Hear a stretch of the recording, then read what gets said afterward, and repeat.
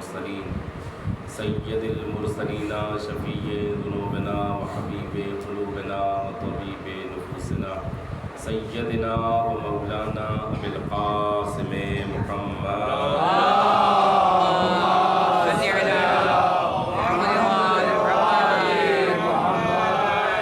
والصلاة والسلام على دعوة النبوية وصالة الحيدرية والعصمة الفاطمية والحلم الحسنية والشجاعة الحسينية والعبادة السجادية والمعاشر الباقرية والآثار الجعفرية والسموم الكاظمية والحجج الرزمية وجود التقوية والنقاوة النقوية والهيبة الرزمية والهيبة العسكرية والغيبة المولانا صاحب العصر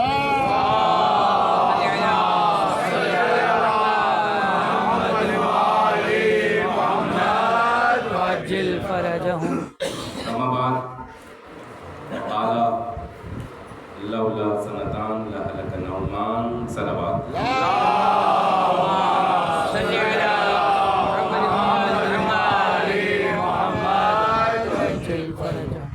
اولا تمام تر تعریف اس خالق کائنات کی جس نے کائنات کو تخلیق فرمایا اور اس کے احسان مند ہیں کہ اس نے یوں تو بے شمار نعمتیں دیں اور فرش ازا جیسی نعمت بھی ہمارے سے اور اس نے وہ وسیلے وہ اللہ کی خاص رحمتیں جن سے ہمارا تعلق جوڑا.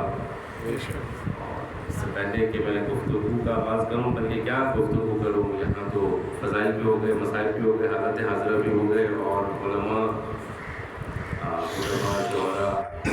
شعراء سبھی بیٹھے ہوئے ہیں اور یہاں تو نام کے بھی شاعر کام کے بھی شاعر بیٹھے ہوئے تھے. ماشاءاللہ ایک صلوات پڑھ دیجیے.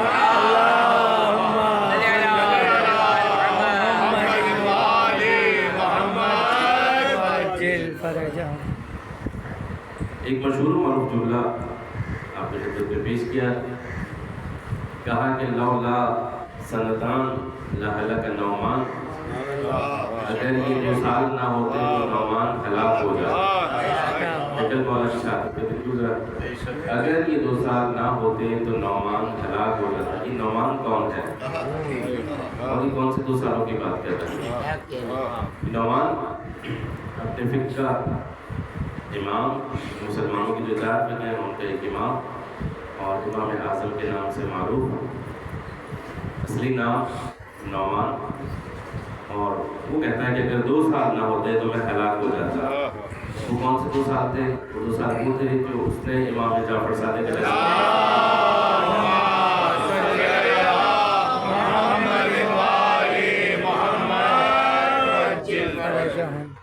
کی خدمت میں 2 سال گزارے تھے. یہ وہی 2 سال ہیں. اگر اس کی زندگی سے یہ 2 سال ہٹا دیجیے وہ کہتا ہے میں ہلاک ہو جاتا. بھائی تاریخ تو ایسی ہی ہے, ان سے یا ان کے اجداد کے در سے جو ہٹ گیا اس نے ہمیشہ یہ بات کی اگر یہ نہ ہوتے تو ہم تاریخ ایسی ہے. اب امام صادق علیہ السلام کا زمانہ ہے,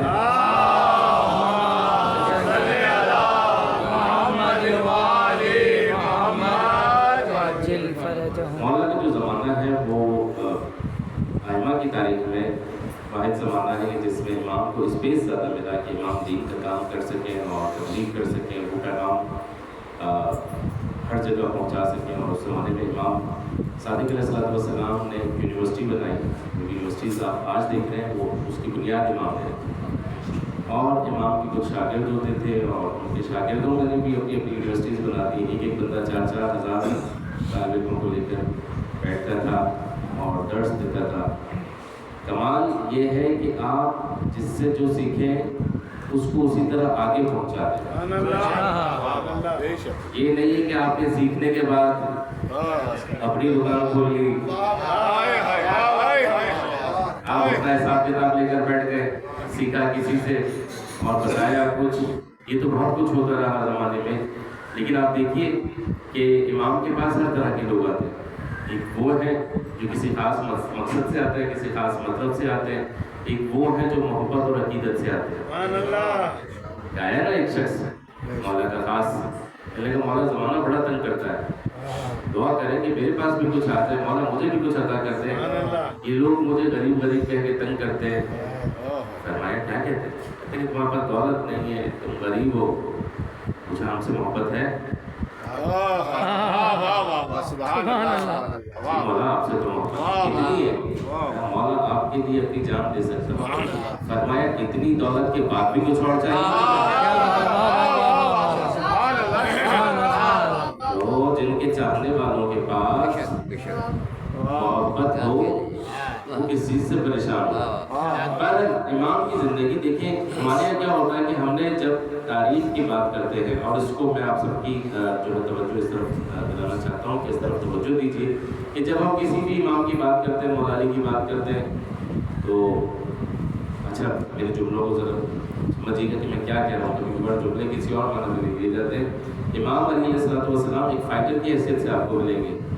خیبر کی بات ہوگی آپ علی کا نام لیں گے، خندق کی بات ہوگی آپ علی کا نام لیں گے، عہد کی بات ہوگی آپ علی کا نام لیں گے، میدان میں ڈٹنے کی بات ہوگی آپ علی کا نام لیں گے۔ تو کیا مولا کائنات کی زندگی میں کچھ اور نہیں تھا؟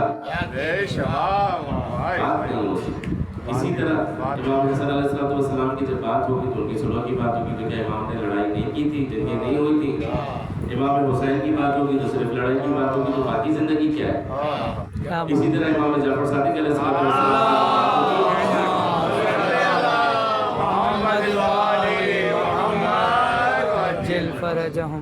تو ایک خاص بات ہوتی ہے کہ امام نے یونیورسٹیز بنائی اور امام نے علم کے اوپر کام کیا، تو باقی زندگی کیا ہو؟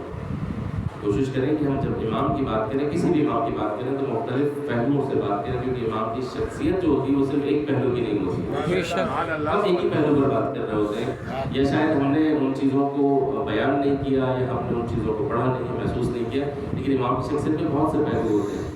تو چھٹے امام کی بات ہو رہی ہے، اب آپ دیکھیے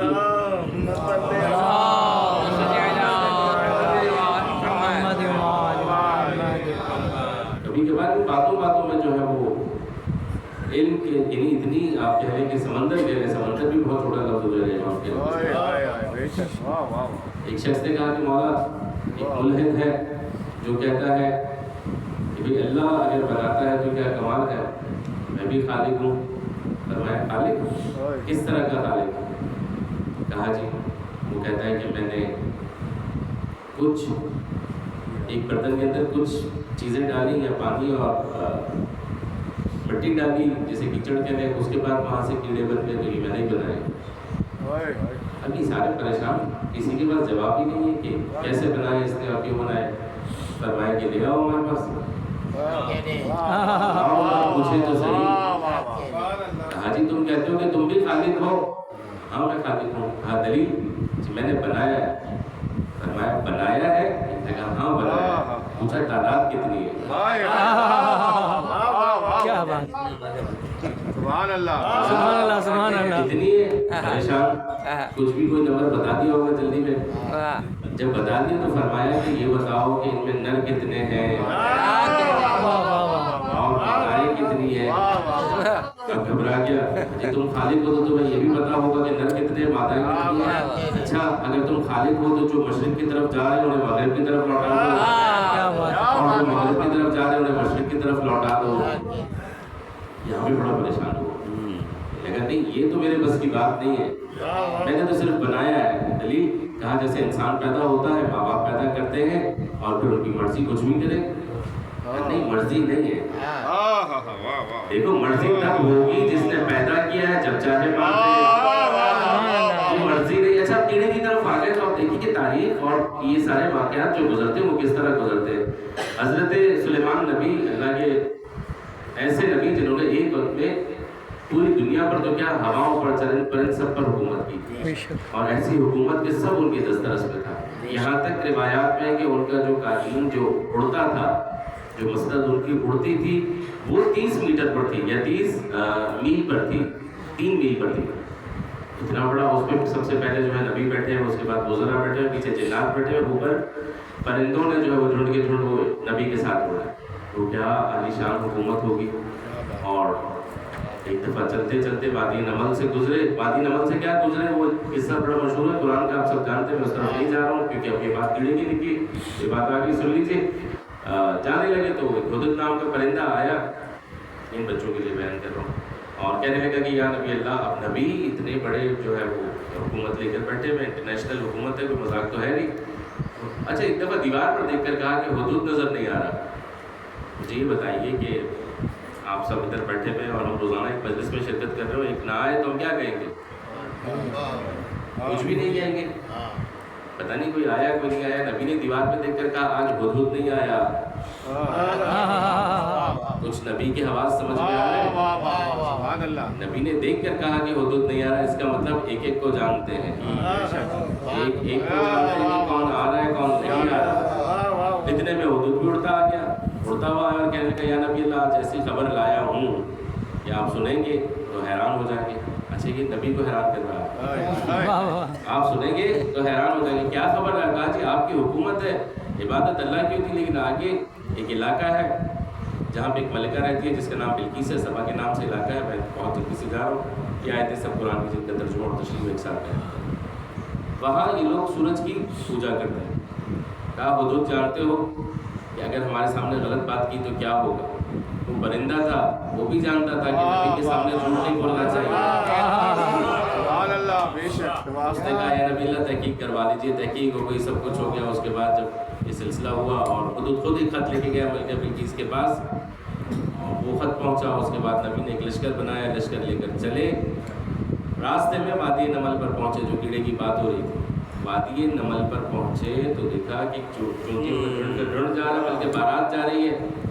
اور اتنے میں چونٹی نے دیکھا کہ سلیمان کا لشکر آ رہا ہے اور یہ تو بڑا بین الاقوامی لشکر ہے.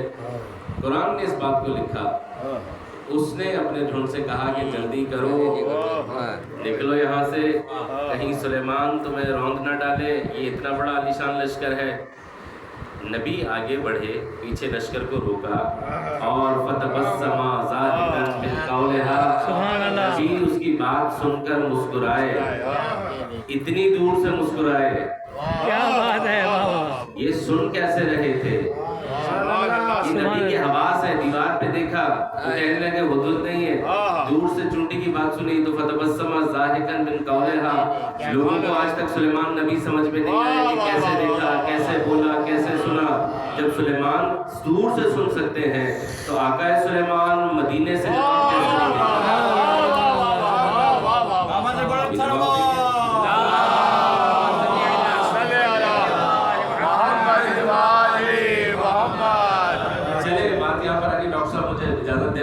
بات یہاں پر آ گئی تو اس کو مکمل کر دیتا ہوں. فتبسم ضاحکا من قولها، اس کی بات سن کر مسکرائے اور پھر آگے بڑھے. لشکر پیچھے، نبی آگے بڑھے، چونٹی کو ہاتھ پر اٹھایا اور مسکرا کر کہنے لگے تمہیں کیا لگتا ہے کہ ہم تم پر ظلم کریں گے؟ جو نبی ہوتا ہے وہ ظالم نہیں ہوتا ہے. اس کے بعد مسکرا کر کہنے لگے تم کیوں پریشان ہوتی ہو؟ مجھے تو یہ بھی پتا ہے تمہارے لشکر کی تعداد کتنی ہے. میں تو یہ بھی جانتا ہوں تمہارے لشکر میں نر کتنے ہیں، مادائیں کتنی ہیں. میں تو یہ بھی جانتا ہوں کتنی مادائیں ہیں جو کچھ دن کے بعد انڈے دیں گی. میں تو یہ بھی جانتا ہوں ان میں سے کتنے بچے نکلیں گے.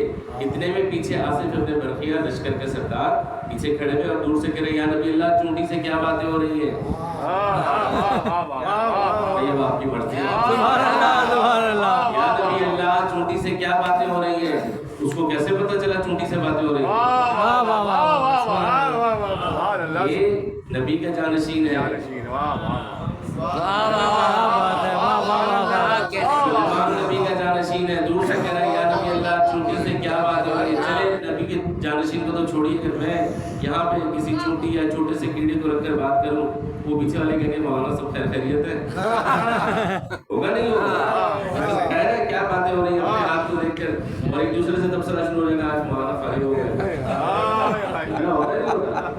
کیا ہو گیا؟ اچھے خاصے بیٹھے ہوئے تھے اپنے آپ کو دیکھ کر اپنے ہاتھ سے باتیں کر رہے ہیں کیونکہ آپ دیکھ نہیں رہے، آپ کو پتہ نہیں کیا ہو رہا ہے. سوال تو یہی ہے نا کہ اسے کیسے پتا چلا؟ وہ جو پیچھے لشکر میں کھڑا ہوا ہے اسے کیسے پتا چلا کہ یا نبی اللہ چونٹی سے کیا باتیں ہو رہی ہیں؟ یہ میں اپنی طرف سے باتیں نہیں کر رہا ہوں، قرآن اور تفسیر پہ بات کر رہا ہوں. یا نبی اللہ چونٹی سے کیا باتیں ہو رہی ہیں؟ پتا چلا کہ جب دل کی آنکھ کھل جائے نا، کیا بات ہے. کہہ دو جب دل کی آنکھ کھل جائے تو ہاتھ پہ ننھی سی چونٹی بھی نظر آ جاتی ہے. اور جب دل پہ نفاق کی چادر اوڑھ کر جائے تو نبی کے ہاتھوں میں علی کا ہاتھ بھی دکھائی دے.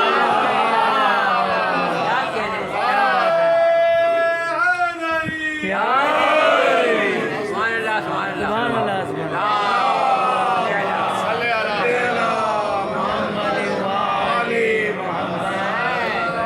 بھائی بات آئی تھی تو مکمل کر دی. اور اس طرح کے امام کے زمانے میں مکالمات ہوتے تھے اور طرح طرح کی باتیں, طرح طرح کے لوگ عجیب عجیب باتیں لے کر آ جاتے تھے, لیکن امام پھر اس کا جواب بھی دیتے تھے.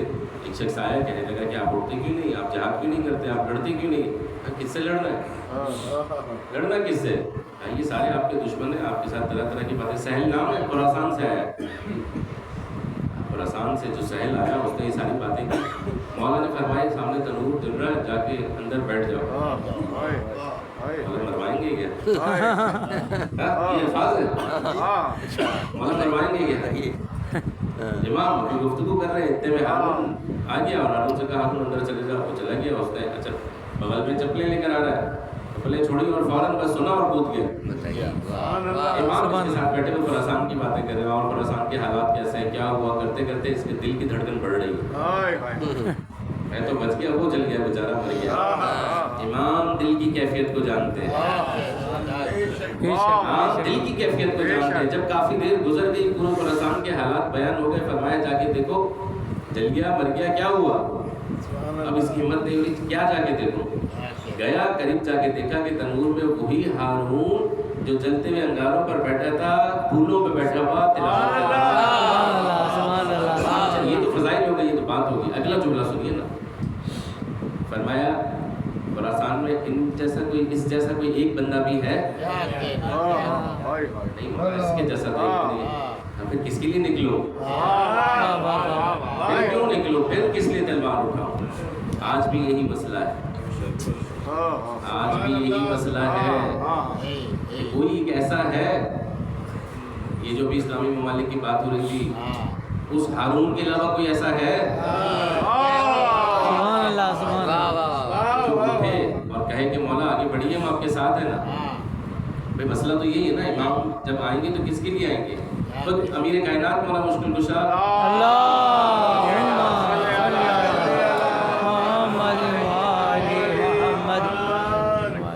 لوگ, بہت سے لوگ کہتے ہیں کہ مولا نے تلوار نہیں اٹھائی, لڑے کیوں نہیں, جب ان کا حق تھا تو کس پہ چلائے؟ جب کوئی ساتھ ہی نہیں ہے. حکومت کس پر ہوتی ہے؟ عوام پر ہوتی ہے, عوام ساتھ نہیں ہے. علی تو کوئی کام زبردستی کرتے ہی نہیں ہے نا, زبردستی علی کے مزاج میں نہیں ہے. اور کاش کہ میری صحت صحیح ہوتی. یہ کوئی ممبر کا جملہ نہیں ہے, آپ سب جانتے ہیں, ان سے مسجد میں بھی نہیں ہوں. تو بہت کچھ کہنے کا دل تھا, ایک سلوات پڑھ دیجیے.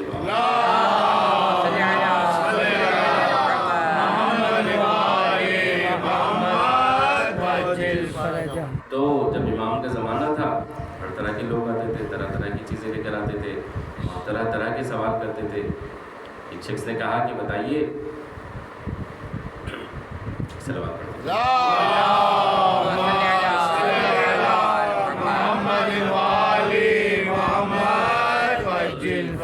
قرآن قدیم ہے یا حادث ہے؟ یہ فلسفے کی بحث ہے اور اللہ کے سامنے میں عرض کر رہا ہوں. قدیم کہتے ہیں پرانا, یعنی سب سے پہلے ہے, شروع سے ہے. حادث کہتے ہیں جو اچانک آ جائے, بعد میں آ جائے. حادثات جو زمانے کے ہوتے ہیں نا, اس لیے حادثہ کہتے ہیں کہ وہ اچانک ہوتا ہے. اب اس پہ لڑائی ہو رہی ہے. کچھ لوگ کہہ رہے ہیں قرآن قدیم ہے, کچھ کہہ رہے ہیں کہ حادث ہے. قدیم ہے تو پہلے سے تو یہ ساری چیزیں بھی ڈیسائیڈڈ ہے, تو بھائی پہلے سے پتہ ہے یہ ہوگا اور وہی ہو رہا ہے. اور اگر حادث ہے تو پھر قرآن کا کوئی اعتبار ہی نہیں, جب وہ ہوگا تو دیکھا جائے گا. ابھی بات امام کے پاس ہے, بتائیے قرآن حادث ہے یا قدیم ہے؟ کہا حادث بھی اور قدیم بھی ہے. یہ کیسے حادث بھی اور قدیم ہے؟ کہا مفہوم بڑے قدیمی ہے اور الفاظ نئے نئے آتے چلے جا رہے ہیں. حادث بھی ہے اور قدیم بھی ہے. تو اس طرح کے بہت سے مسائل آئے اور ان پہ بات کی جائے تو بہت سی باتیں ہیں. اور چونکہ کل امام کا دن گزرا ہے, ایک جملہ کہہ کے میں تمام کروں. راوی کہتا ہے میں جب مدینہ پہنچا تو دیر ہو گئی. میں باپ نے کہہ دیا تعزیت کے لیے. حبیبہ بہت گریا کر رہی تھی, کہنے لگی کاش کہ تم اس وقت ہوتے اور میرے امام کی وصیتیں سنتے. کاش تم اس وقت ہوتے اور امام کی وصیتیں سنتے.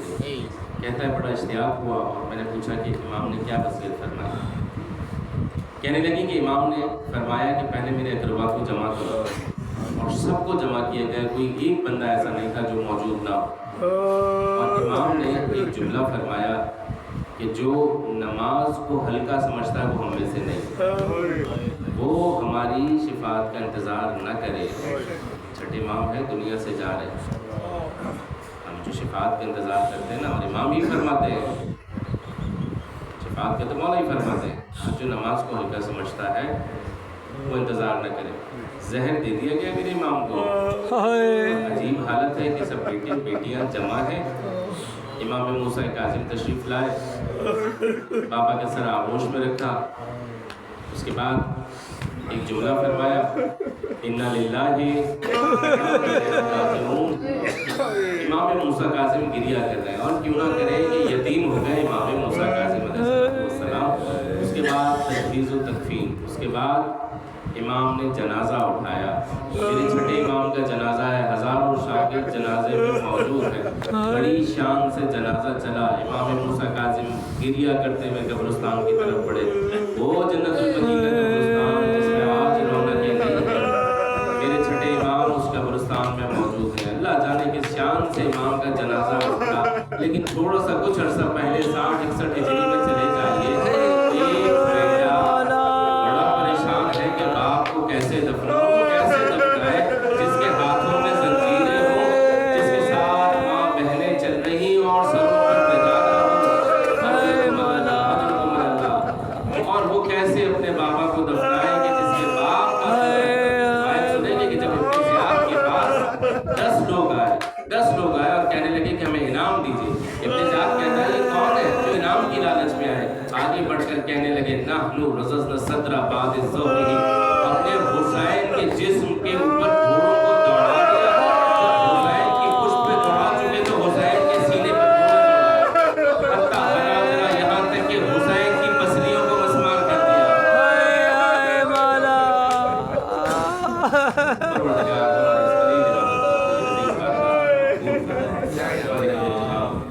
اس مجلس کو اپنی بارگاہ میں مقبول فرمائے، مجلس کی توفیقات خیر میں اضافہ فرمائے۔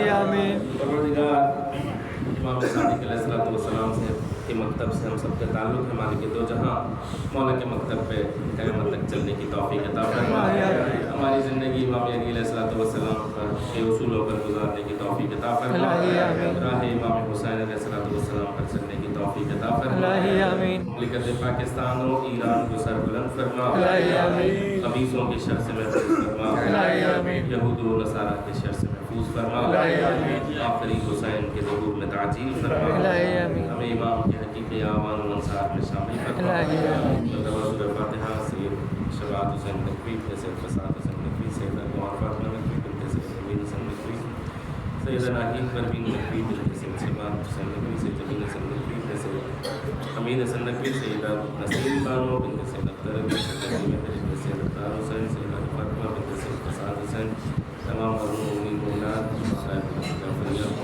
شورای فاتحہ